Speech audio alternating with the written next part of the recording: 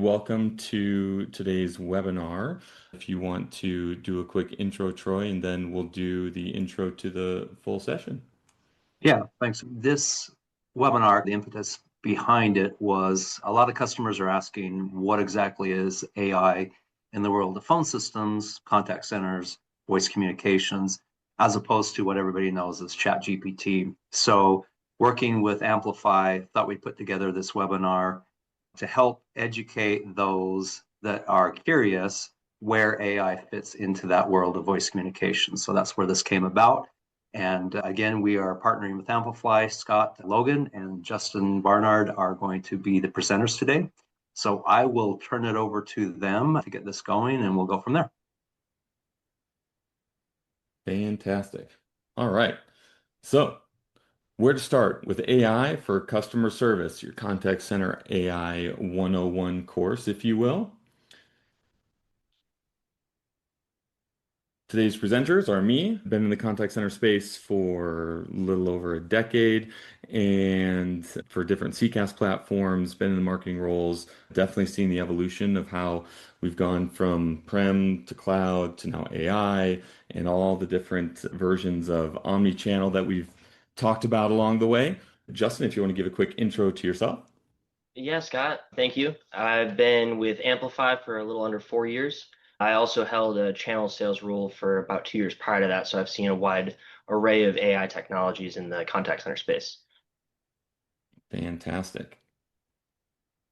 So a quick plug for Amplify. If you've not heard of us before, we're a CX performance management, quality management platform, unifying all your data to power the performance you need to actually improve all the metrics you need. It can layer over the top of all of your data from your CCaaS systems, the quality systems, CRM, flat files, in-house applications, all that in order to feed the AI properly with the right data. As you see, it's the core of everything AI and how we affect the agents and the customers to give them the best experience. And we have a wide array of customers across many different verticals, many different company sizes, do a lot in the enterprise and large enterprise space. So definitely a lot of experience here that we can help you with. And we're going to share some of that knowledge with you today on wrapping your head around AI in general, but then moving very quickly into AI for the contact center and what that means. So first, let's debunk the myth. AI is not just about chatbots and AI agents.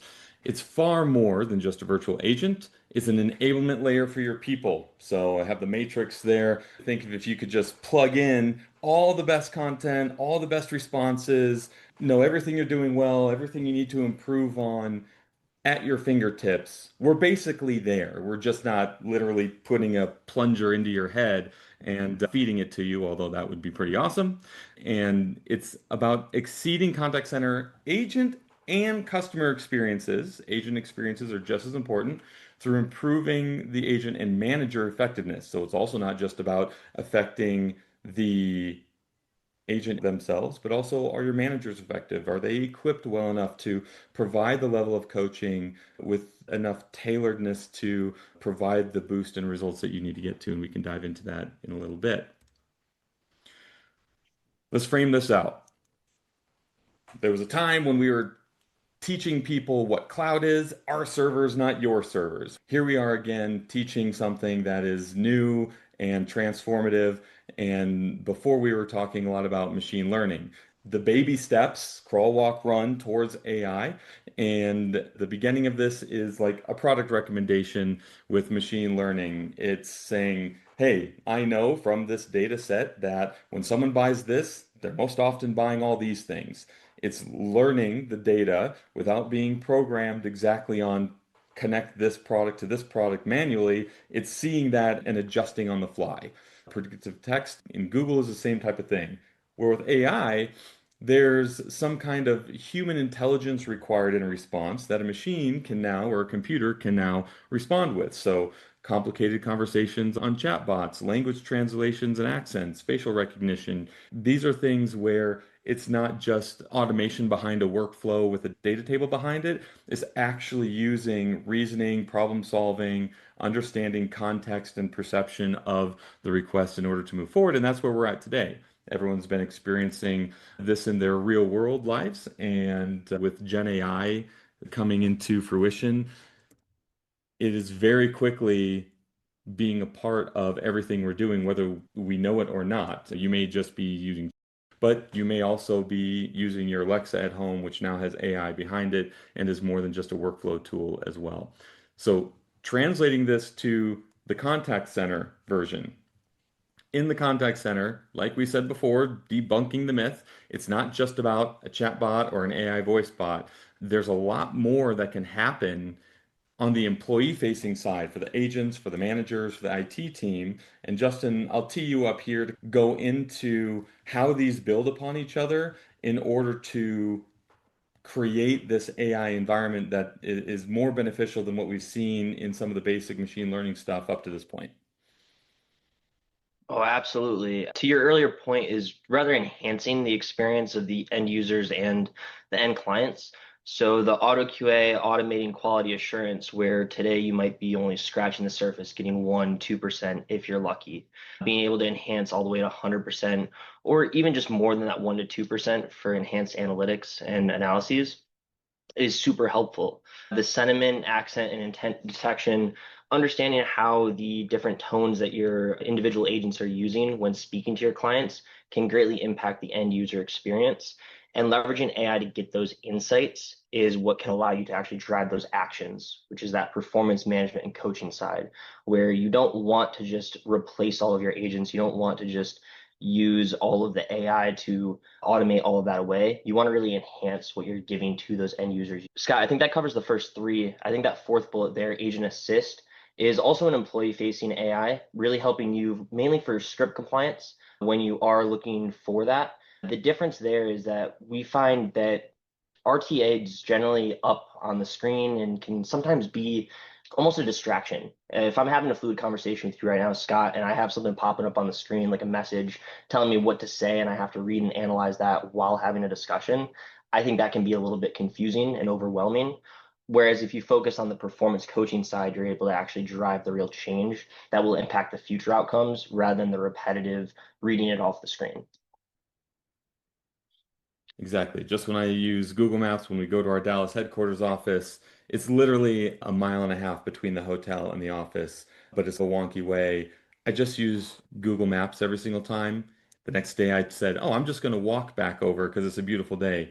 I got so lost and I had to pull out my, even though I wasn't in a car, my directions on Google. It's not actually teaching me anything. It's just a crutch to make sure that I get done this simple task. And so there is a time and a place and a reason, especially for compliance, like Justin said, for RTA, but it's not going to do that long-term experience boosting that we're looking for. And all these things build upon each other because you need to have all the data in there. You need to make sure that you're translating it and detecting it and categorizing it appropriately, and then using that much larger data set that's more accurate in order to do your tailored and personalized coaching for the different reps, and then knowing if your coach is effective or not at boosting the agents at those skills they need to boost.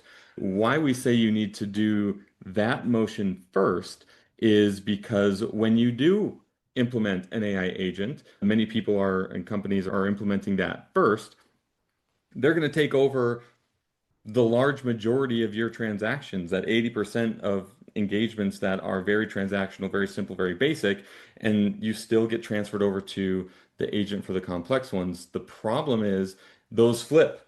Now that AI is handling those, you're not getting 20% complex. Say you get 60 to 80% of the complex interactions every day. You need to make sure that your agents are well equipped, coached, and your coaches are enabling them to learn what they need to learn because everyone's going to pick up on different types of interactions successfully in different rates. So when you do flip the switch on your AI voice bot, you're already well equipped to boost the level of your agents up in a way that you can track it really effectively so that you're ready for that influx of complex calls. I just want to call out as well the internal facing aspect of the AI here versus external. And I know as we're speaking to a lot of IT professionals here, security concerns are frequent when you are speaking to large enterprises. And something that does help alleviate those conversations is starting with that internal facing AI that doesn't have the chance of sending a customer something that you don't want it to send. Hallucinations have gone down greatly and aren't as frequent, but it is still a potential risk that you can alleviate by having it be internal facing and keeping the humans in the loop for now. It's a very good point. Much less risk involved, and in most ways can be much more effective. Okay, so why do we care so much about it? Because customers' expectations have gone way up. We've been saying this ever since I entered the contact center space 15 years ago, but it's even more so relevant now because everyone's using AI, everyone knows how smart it can be, and the visions that people see on commercials are maybe vaporware or future looking a little bit, and they just think, oh, every interaction is going to be amazing no matter what. We need to play catch up to that to meet that. At the same time, we're still facing all the other issues we've always faced. Agent turnover, quality pressure for compliance as compliance becomes more and more important. If you're in the tech business or tech industry, we all have to do more with less because growth at all costs is no longer an option for anyone. A great example here is a quote from one of our healthcare clients. They just didn't need another dashboard. They didn't just want another better platform for engagement or reporting. They actually needed to implement something that improved their agents' performance. And that's the road we took them down. And there's many solutions that can do that, but of course, we're closest to the ones that we can help. So in those use cases, there are a lot of use cases that span a variety of industries. These are some of the main ones that we see. Some of the things that are on here you may not be as familiar with, like field services and back office support, as specific as seeing when tickets come in from certain products that were delivered from certain warehouses and who was the shipper. All that metadata can go back into the engine and tell the back office or operations teams immediately where a problem is based on the complaints coming in very close to real time and way faster than they'd be able to service that before. Obviously, with collections and inside sales, it's a no-brainer. But Justin, do you have a few examples you can share here as well? A big part of leveraging AI is finding those repeatable processes that can use the AI to enhance that experience. So what we're looking at here is a wide set of use cases, but what you're really seeing is each set of metrics that impact that end business group can be improved leveraging that repeatable process. So leveraging machine learning and the AI algorithms to actually drive that action is really what we're doing. If I look at customer care, we work with a very large pet retailer. Many of us have probably bought from, myself included. That being said, we were able to reduce the amount of time they were spending on reports by almost 50% while driving NPS and CSAT improvements. Also, from a revenue perspective, collections, there's a great dollars per hour use case where Amplify was launched on a site A versus site B comparison. And taking that same principle of really focusing on that coaching and driving improvement, the site that launched Amplify had about a 3.5% dollars per hour collected improvement by comparison, which annualized out to almost a $6 million revenue boost. So you can see how small incremental changes like 3.5% can greatly impact bottom line. And that's just a small sample of our use cases there, Scott. Absolutely. Yep. And scaling those improvements is what you should really be looking at when implementing an AI solution, not just does it have this feature, does it have that feature? How does it actually get used by the end user? How does it work into their workflow? And how can the management levels and operations levels reinforce these improvements and make it easy to see the impact of these changes as opposed to today where you may just be coaching on the flavor of the month and you are just saying we probably need to do this to get to this goal. Now you know exactly what types of interactions with which people affect which metrics on the back end because now you're feeding it all the data, not just the CCaaS or contact center platform engagement data. Before, you'd have to have a team of people to sort through that data, analyze it, find the conclusions, hope that they didn't make a suggestion based on an anomaly. AI is able to filter through all of it and see the entire scope very quickly. And it all boils down to these primary benefits: increasing CSAT and NPS, improving your agent performance and engagements. We talked about a cost to serve and handle time and how that relates to revenue or even reduction of tickets. Having a scalable QA that is consistent across way more channels, across some data that couldn't be automated before. Now it can be pulled in, even if it's a flat file. And all of that provides higher whatever your end KPIs are, whether it be reducing churn, increasing conversions in the sales, reducing tickets, upsales, cross sales, compliance, those types of things. So there are a bunch of IT people on this call, and there are a bunch of IT people who are trying to learn about these different aspects of AI beyond just an AI agent.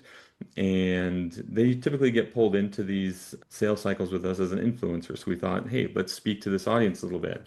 Now, they've been great over the years of making sure that you're investing properly in voice, omni-channel, chat, even before AI, and making sure that there's like a single pane of glass for all the agents to interact with all these channels and prioritizing queues. And that's all fantastic and great and absolutely needed. But what you're going to find is if you improve the race car someone's in and you go from like a dirt track car to an F1 race car and you have the same driver, even Trickle and Days of Thunder had to level up their game, right? Robert Duvall came in and helped them out. If you are a fan of Days of Thunder, if not, basically you need to have a better agent in those tools to become better. And how do we do that? We focus on the types of solutions that support agent effectiveness, coaching effectiveness, your QA efficiency and accuracy. And when you pull those things together, like with a CX solution similar to Amplify, again, there's lots of solutions, but we handle all of these components of it on the non-customer engagement side. It will directly affect your revenue and churn, your CSAT NPS, resolution rate, human capital costs, and the operational efficiency. The operational efficiency probably relates to the KPIs that the IT folks are in charge of, and maybe they haven't cared so much about these other metrics because they're not measured on them, which is fine. But we do want to make sure that we're helping the teams that we support. The IT team is there to help support the customer success team achieve their goals. And you've done that with these omni-channel type solutions, but now it's time to level everything up because we have this blend of AI agents and human agents, and we can't just focus on the technical side. We need to actually increase the performance of the people as well. Justin, do you have some thoughts to add to this?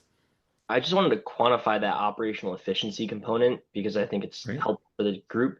And we find that we give team leaders 1 to 2 days back into their work week every single week.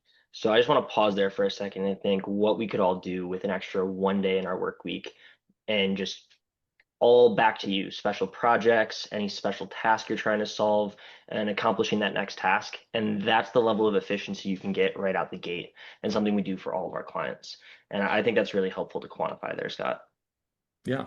And one thing that I love about what I've seen with this type of software, or even with these types of process improvements, because we're not just implementing software, our CS team are contact center experts. That's a requirement. You have to have run contact centers to be in the team, is they're using this to find ways to improve your actual processes as well. It's not just a situation where you're implementing software and hey, is your dashboard working properly? Are these the reports you need? When you evaluate vendors, you need to make sure that they're actually going to support you in the improvement of what you're trying to attain, not just say, reports look clean, data's working, we're good to go, see you later, good luck.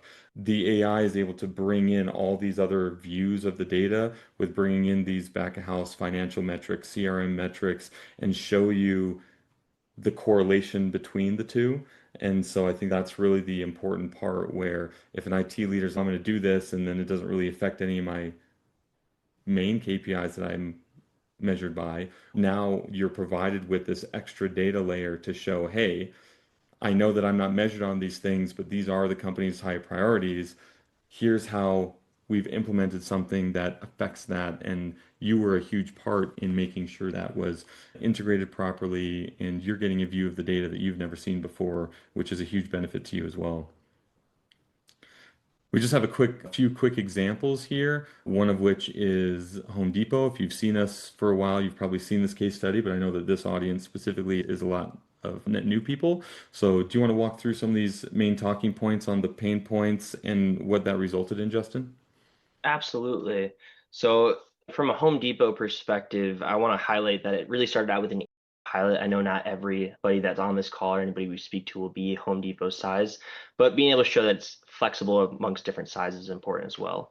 That being said, customers have a higher expectation of all of these brands and all of our clients as well.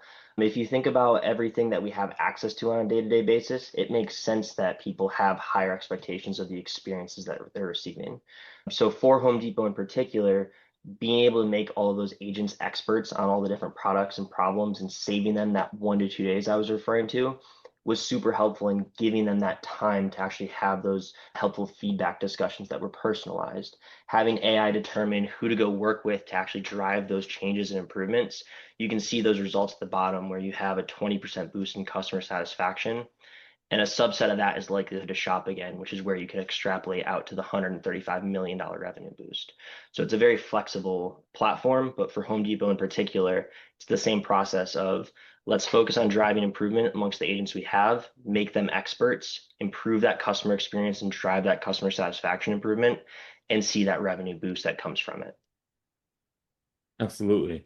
And the ability to have all the prep removed from creating these coaching programs and making them kind of vanilla because everyone should get better at this and saying the AI is saying here's exactly what the agent is very good at. Here's something that they need to work on tailored to them and their types of interactions that they're handling. That really is a huge part of the scale. And then the role-based component, you should always make sure that you're not just helping the agent themselves, you should be helping the other layers, looking at the supervisor or director level where they're managing the teams, being able to see where those team leads are really good at doing the coaching and maybe where they're lacking. Hey, these other teams are able to boost this metric, but this one coach isn't able to boost the metric for their team. And maybe you think all those agents are lacking, but really you're finding that coach just needs a little bit more help understanding how to do that. And the software will show what is happening in these other coaches' coaching sessions that are getting those agents to boost. Otherwise, you'd be spending lots of time and maybe looking at erroneous data to find out what it is. This platform is actually being able to show you, and any platform you look at should show you that as well. It's not just about the agent, it's about the support layer on top of that.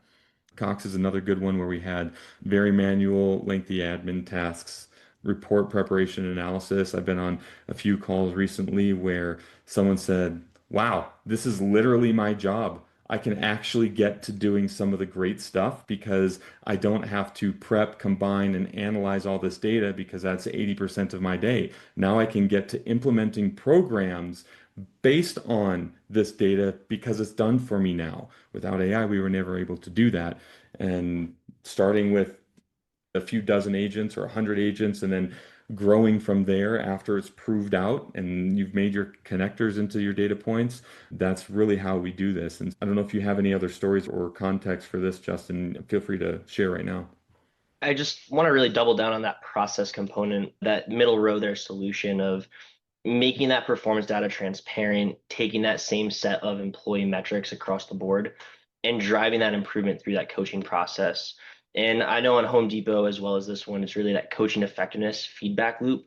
After you've completed these coaching sessions, after Amplify or another provider tells you, hey, go coach this person, that person, and that person, how effective are those actions? And that's really that last loop where you're able to get these results, and something that selfishly we specialize in, but also important to highlight for the experience of Cox and the Home Depot.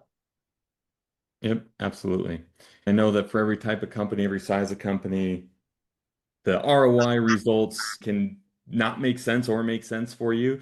So just know that make sure when you talk to someone about this or you're planning things out amongst your team, you're not just taking the word of a few case studies, you're actually working with someone who is able to help you learn what it is that you need to improve on. That's why Troy is introducing us to you as his company does that and can help be your guide through that process in an unbiased way because they have access to all the solutions. So that's something you can do to help you down this journey as it's a little bit of the Wild West at this moment, and everyone's basically, as a solution provider, saying the same things.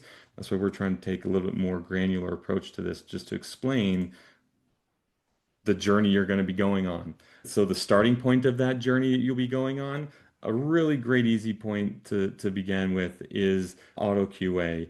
You're going to be able to maintain compliance, have a large enough data set to effectively roll out other types of AI, like your AI agents. You're going to have that custom recognition and those tailored plans built for you automatically. What are some of the things that you're seeing, Justin, on if people are trying to start with agents right away, or if they're trying to ramp up their auto QA process, or if they even understand that auto QA is a great starting point? Maybe you're helping folks walk through that. What's your point of view here on what you're seeing in the market? I'm seeing that everybody's really happy that it's internal facing, regardless of which one they go. And the reason being is that I've seen quality from very large organizations still be on Excel sheets, and I've seen Mhm. smaller organizations have higher end point solutions for quality programs. So I've seen that kind of go across the board. But I was at a conference in Kansas City about 3 months ago, and it was financial services focused. But every single room you walk into, the talking point was internal facing versus external facing AI. Oh, And that's why I think this is a great point of you saying auto QA being a starting point because it is all internal facing, giving you all those additional insights. And then the $1 million question is, what are you going to go do with those insights? And that's where you can look at those generated coaching plans, driving those performance improvements, and you really end up with a proof point for looking at future AI solutions to add to your tech stack as you evolve. fantastic. So takeaways, you don't need to overhaul your tech stack. A solution like this actually, pun fully intended, amplifies the performance of everything that you have already implemented. We've seen over the years, before even AI, they're like, our scores aren't improving, engagements aren't the way they need to be. Let's just rip and replace our contact center CCaaS system. Was that really needed? Maybe not. Maybe we just didn't have something in place that focused on the people using the platform and providing this really accelerated level of knowing exactly when and where to help folks at scale without our internal biases or having to create generic systems because that's the only way we're able to scale. So another thing is just start using AI in your everyday life. You probably already are, but it's good just to mess around, use it for not just searching best hotspots on your next vacation, but use it for being getting more in-depth explanations to things as you see how the data needs to be structured as you go through these AI projects. It's built in very much the same way. Ours is just tailored for supporting contact center engagements and environments. And then again, let's start by augmenting what you already have, auto QA for faster QA and more scalable QA. You're already doing QA, sentiment analysis to coach empathy. You probably have some kind of sentiment in there, but make sure that gets layered over and increases its accuracy as you pull more engagements into your data set. And then try to find ways to create more consistent or more solid framework around your coaching. And then you can layer on something like this so that it's more of just enhancing what you're already doing. Where's another place that people like to start, Justin?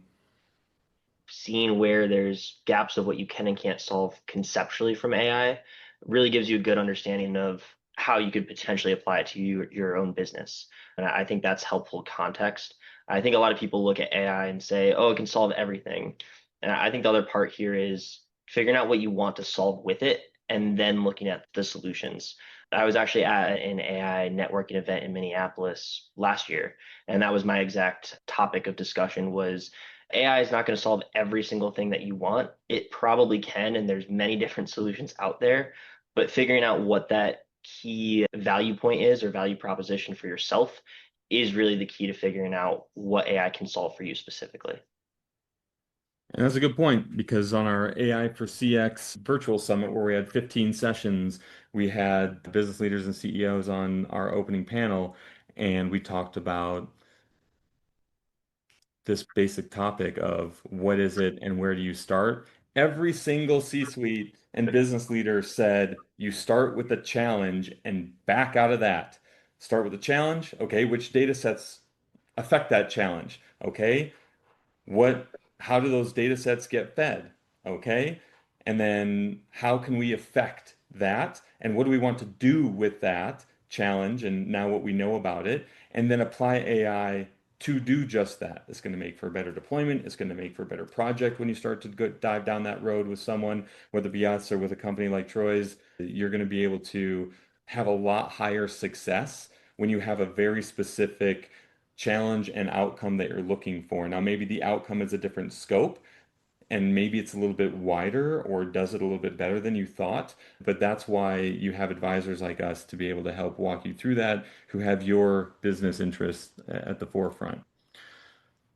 Since again, this is an IT focused audience with some contact center people as well, maybe a 50-50 from what I saw, there are some common concerns that come up. Security, encryption, privacy, prem versus cloud. For us, we make sure to have specific teams in our company address each one of these, making sure that we're completely compliant because we're working with large worldwide payment processing credit card companies to large health care networks and insurance networks. We're having to make sure that all this is in place and on lockdown in order to even start discussions. So make sure that whoever you're talking to does have that enterprise level security motions in place and that you vet that out very well to make sure that you're not going down the road and then all of a sudden something happens and you can't hit one of the compliance requirements that you need. So make sure that you have someone who takes the same kind of care we do to alleviate all of that and make that be a very quick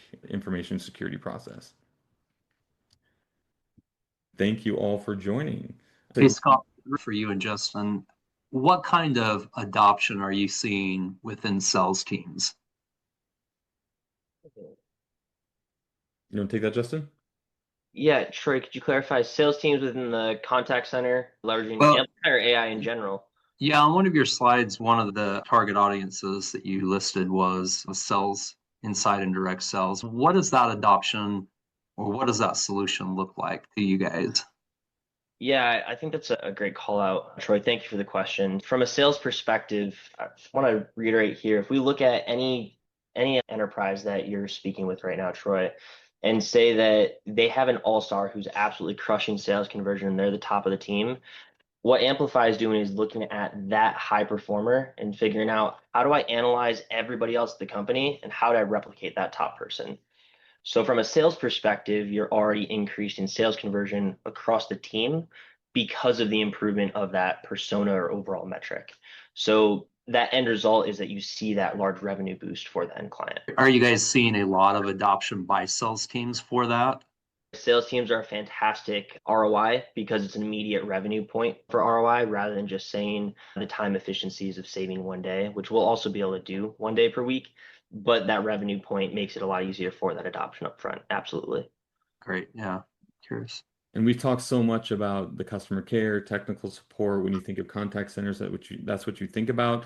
I joined Amplify back in December and was actually shocked at the number of case studies we have and use cases we have where there was like within a quarter or months or on large scale, a little bit longer, sometimes quicker conversions on sales going up, increase in revenue going up, like a revenue increase was a KPI that I saw consistently across so many companies, even if it's a company where they primarily have their contact center for customer support and service. The sales side starts using it, and all of a sudden it tailors itself to or you program it to be for the sales side. And it's pretty shocking. And we're finding a lot more requests for that type of case study. Question came in around prem versus cloud, probably from an IT person here. If you have a hybrid environment of some prem, some cloud because of compliance and encryption concerns for highly compliant and data protecting environments, is there a way to work with that type of an environment where it's not all cloud?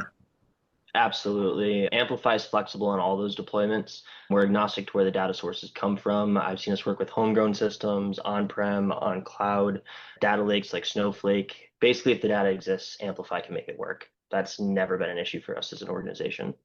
There's the financial company that is a customer that I heard from one of our CS people too, where they actually are putting some of our software in their own stack, in their own rack, and then making sure that the information that they do need to analyze stays protected and still gets the analytics and insights provided, but it stays secure, and then the other information can leave and be analyzed by the cloud version. So there's all sorts of different unique environments that can be created because hybrid deployments, I think, of lots of software have been around for a while. If you want any more information about Amplify, you can go ahead and go to amplify.com. And then, Troy, thank you for sponsoring this web event today. Could you go ahead and give a little plug for yourself? So for those that don't know, Valkcom is a local Salt Lake City, Utah company, but we have customers across the United States. We are a very large IT house, network infrastructure, cybersecurity, and then we also do a lot with voice, cloud solutions, as well as premise solutions. One of the reasons why I like doing this event with Amplify is because of their ability to provide services that are not tailored just to cloud phone systems and cloud contact centers, but also for our clients that have premise phone systems. They are a great partner in that realm because we still do support a great number of premise phone system solutions and contact center solutions. Reach out to me with any questions that you might have related to this webinar or AI in general, finding a solution that might fit your organization and your use case specific. But thanks to Scott and Justin for presenting this information, for our partnership with Amplify, and thanks for everybody that attended. Sounds great. Thank you everyone for joining and have a great day. Bye-bye.